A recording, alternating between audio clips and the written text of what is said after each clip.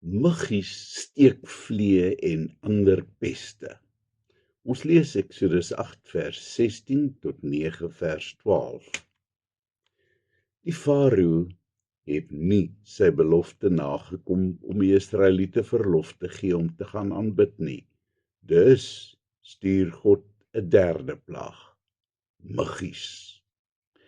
Nou sal jy dalk vir my sê dat muggies darm nou nie so erg is nie. Hulle is maar net klein skadelose goggetjies. Bloot 'n lastigheid. Maar as jy al ooit in 'n swerm muggies beland het, dan sal jy weet dat daai lastige goggetjies oral inkruip. In jou neus en ore, en as hulle in jou oog beland, dan brand dit soos vuur.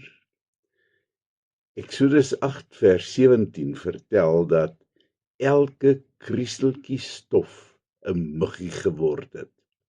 Hulle was oral, in hulle miljoene, en die irritasie was ondraaglik. Die Farao se towenaars het hom gewaarsku, dis die vinger van God. Hy het hom egter nie daaraan gesteer nie en hy het hardkoppig en onversetlik gebly. Dan besluit God om 'n vierde plaag, steekvliee, te stuur. Vooraf waarsku die Here vir Moses van hierdie plaag wat Egipte sou tref. Maar hy sê vir Moses dat die Gosenstreek waar die Israeliete bly gespaar sou word. Almal moes besef dat hy God is en dat hy sy volk bewaar. Vroeg daardie oggend wag Moses weer vir die Farao langs die Nyl en deel hom mee van die verskrikking wat hom te wagte is. En as hy weier dat die volk in die woestyn hulle offers aan die Here gaan bring, en jy sal maar gaan kyk, deel Moses hom mee. In Gosen sal jy nie 'n enkele steekvlieg kry nie. Nou begin die Farao geïrriteerd raak met hierdie lastige ou man en sy pla. Maar skaars is Moses weg of die swerm steekvliee sak op Egipte toe. Die pyn van elke steek is ondraaglik en die gekerm van die Egiptenare weer klink oor die land. Het jy al gevoel hoe brand so 'n steekvlieg se byt? Jy krul van die pyn. Die luukse paleis word nie gespaar nie en in swerms sak hierdie bitsige insekte op Farao en sy gesin toe. Gaan roep daai woestynrot, skree die gemartelde koning vir sy amptenare, terwyl hy klap na 'n vlieg wat hom genadeloos toetakel. Moses het gesit en wag vir hierdie oproep. As hy en Aaron te midde van 'n swerm steekvliee die paleis binnekom, is die Farao bitter omgesukkel. Loop offer maar julle verlaat nie die land nie. Moses bring dit onder die aandag van die koning dat hy dit mos nie kan doen nie, want die Egiptenare gaan erg aanstoot neem as hulle daar offer. Hulle moet juis diep in die woestyn in, sodat Farao se mense nie kan sien wat hulle doen nie. Nou gaan dan maar, sê hy, maar net nie te ver nie, hoor. Hy is bang dat hy dalk sy slawe arbeid gaan verloor, en dit kan hy beslis nie bekostig nie. Dan tref 'n ander gedagte hom. En bid asseblief vir my. Ja, antwoord Moses hom, ek sal vir u bid dat God die steekvliee sal wegneem. Dan voeg hy by, maar moenie weer op u woord teruggaan soos die vorige keer nie. Moses het die Here gevra om die steekvliee weg te neem en dan verdwyn hulle soos mis voor die son. nie 'n enkele een bly oor nie. God doen nie halwe werk nie. Besef ons werklik die krag van gebed.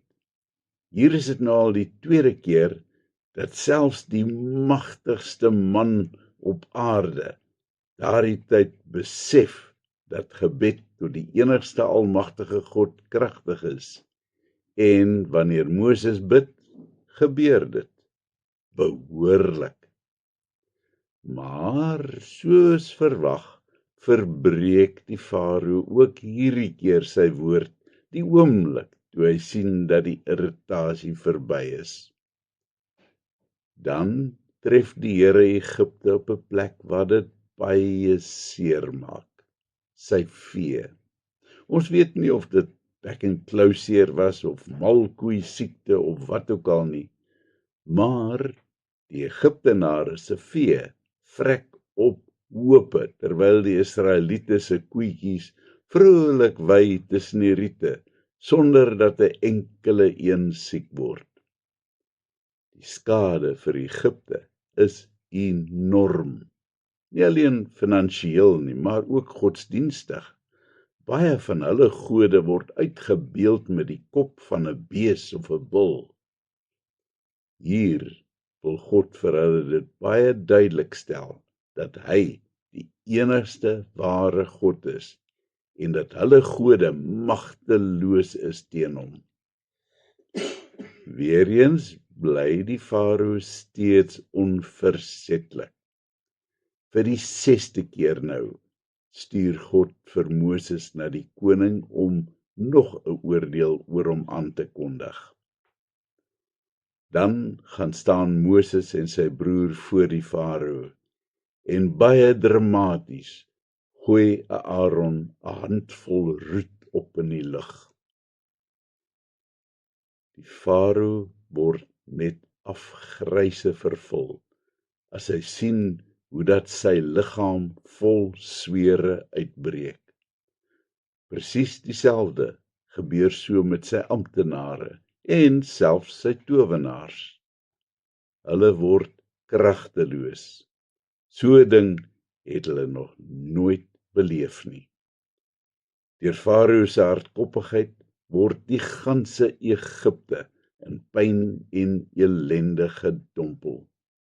Maar steeds bly die man onversetlik soos 'n steeksdonkie. 'n Mens sou dink dat na 6 ernstige waarskuwings van God, die farao darm nou sou begin insien dat hy vir God moet luister. Maar dit gebeur nie. God praat ook dikwels met my en jou, nes hy met die farao gepraat het. Dit wat hy van ons vra, is moontlik nie so dramaties as wat sy versoek aan farao was nie. Dalk vra hy jou om ouderling te wees, of die een of ander taak te aanvaar. Maar dan bly ons nee sê vir hom. Of dalk sê ons wel ja, om net weer later kop uit te trek. Doen wat God jou vra, voordat dit dalk heeltemal te laat geword het. Kom ons bid. Here, vandag wil ek antwoord op u roepstem en die opdrag uitvoer wat u my vra. Amen.